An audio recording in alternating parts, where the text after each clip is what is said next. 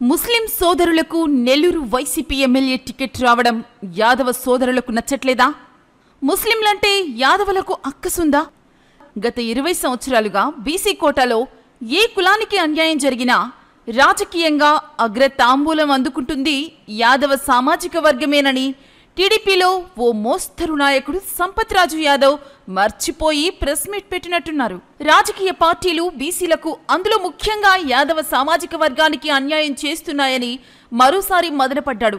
ఈ రోజుకి కూడా నెల్లూరు సిటీ ఎమ్మెల్యే అనిల్ కుమార్ యాదవేనని సంపత్ రాజు మర్చిపోయి యాదవులకు అన్యాయం జరుగుతుందని ఆవేశపడడం హాస్యాస్పదం అనిపించింది. అనిల్ ఎమ్మెల్యే నెల్లూరు నుండి నర్సారావుపేటకు ఎంపీగా ప్రమోషన్ పొంది వెళ్లాడని సంపత్ మర్చిపోయారా? ఇంకా రూప్ కుమార్ యాదవ్ నెల్లూరు డిప్యూటీ మేయర్గా కొనసాగుతున్నారని సంపత్ రాజుకు గుర్తులేనట్లుంది.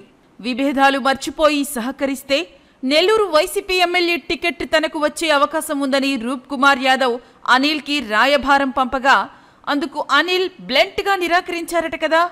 యాదవ అభ్యున్నతికి పాటుపడే మీలాంటి వాళ్లు పాపం అనిల్కి నచ్చచెప్పే ప్రయత్నం ఎందుకు చేయలేకపోయారు బ్రదర్?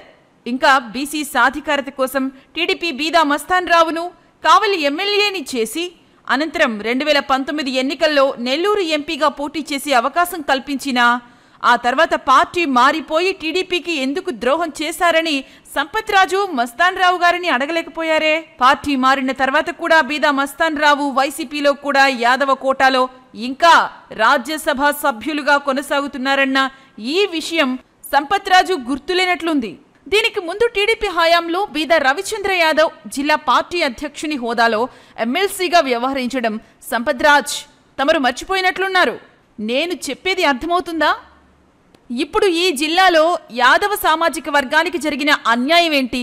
బీసీ కోటాలో యాదవ సామాజిక వర్గానికి జరిగినంత న్యాయం మరి ఏ ఇతర కులానికి జరగలేదన్న విషయం సంపత్ రాజ్ గుర్తుపెట్టుకోవాలి. బీసీల్లో మరి ఏ ఇతర కులానికి ఇంతలా న్యాయం జరగలేదన్న విషయం అందరూ ఒప్పుకొని తీరాల్సిన అంశం.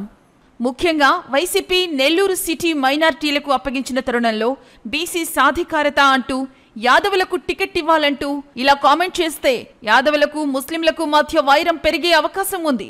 ముఖ్యమైన విషయం ఏంటంటే ఖలీల్ బాయ్ని ప్రమోట్ చేసింది అనిల్ కుమార్ యాదవ్ అన్న విషయం గుర్తుంచుకోవాలి.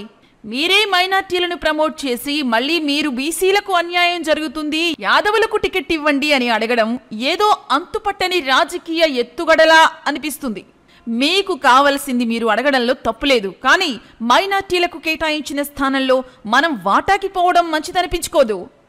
ముసుగులో గుద్దులాటలెందుకు? నీకే టికెట్ కావాలని అడగలేకపోయావా? తప్పే ఉంది. ఆ స్థాయి అర్హత ఉంటే ఎవరైనా అడగొచ్చు.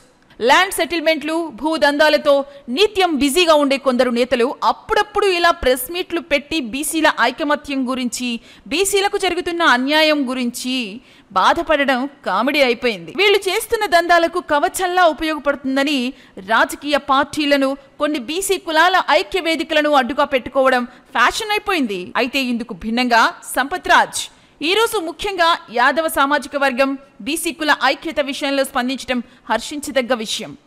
అయితే ప్రెస్ మీట్ మొత్తం అనిల్ నామస్మరణ చేసిన సంపత్ వైసీపీలో ఉన్నారా, టీడీపీలో ఉన్నారా అన్న సందేహం కలుగుతుంది.